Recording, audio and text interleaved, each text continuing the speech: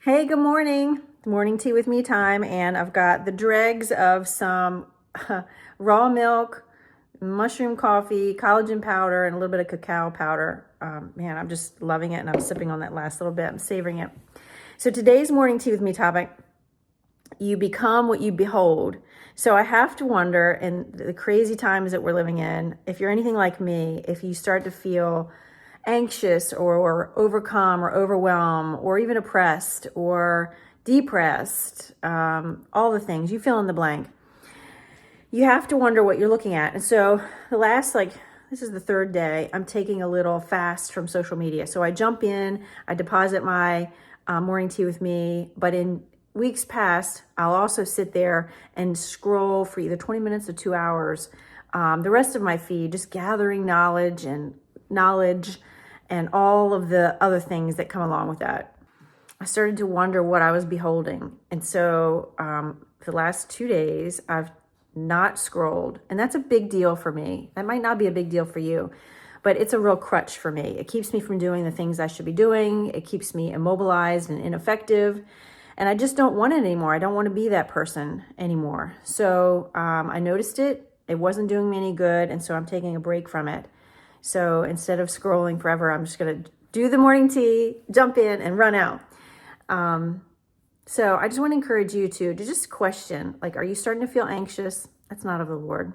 Because he reminded me, for a friend this morning, of a scripture that says, I have not given you a spirit of fear, but of power and of love and of sound mind. So if you're not feeling powerful and loved and loving for others and walking in a sound mind, something's wrong. Something's amiss.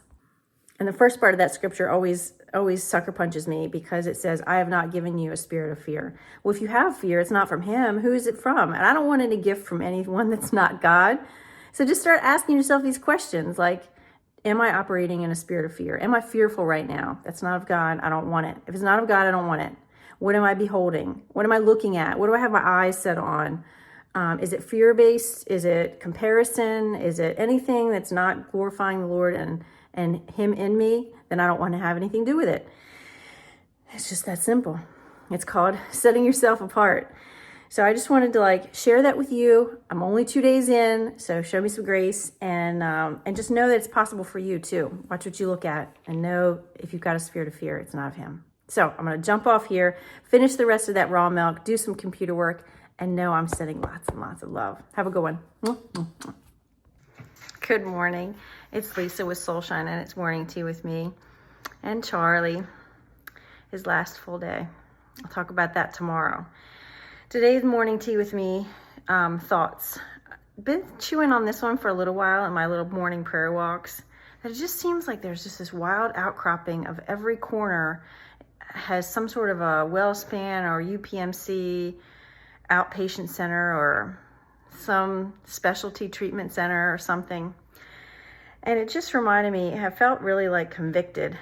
When Jesus came and he left, he said, heal the sick. And there's 3 or 4 other things he said, but I'm focusing today on heal the sick. And what a terrible job we've done at that.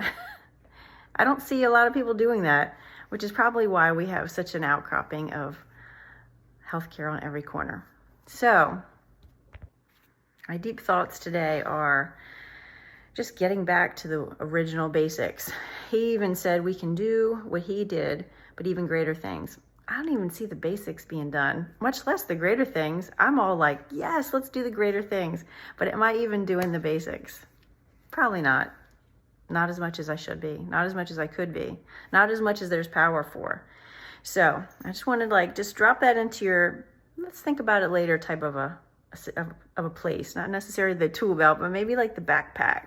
Maybe it's sitting here on your shoulder where you think about it today as you pass a healthcare facility on every corner like I do.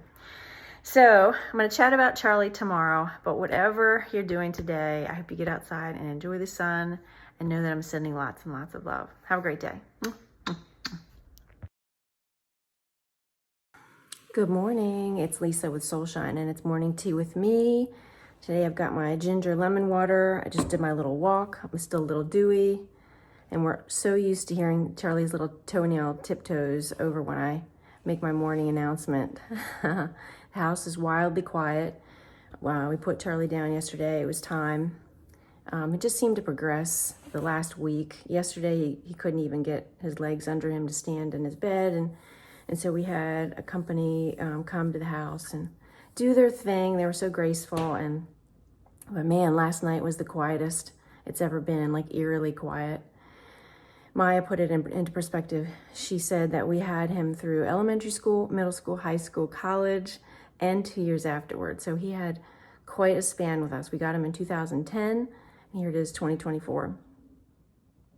So we're all feeling all the feels today. So it worked out perfectly that it lined up right before 4th of July, so the store is closed today. So I have one more day just to tend on my little fragile heart today and sit by the community pool and just soak up some rays, maybe take a little nap in the sun.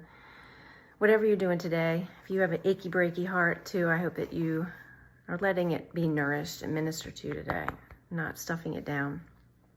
So, quiet house it is. I hope your house is filled with joy and laughter today, and know that I'm sending lots and lots of love. Have a great day, and I will see you again tomorrow.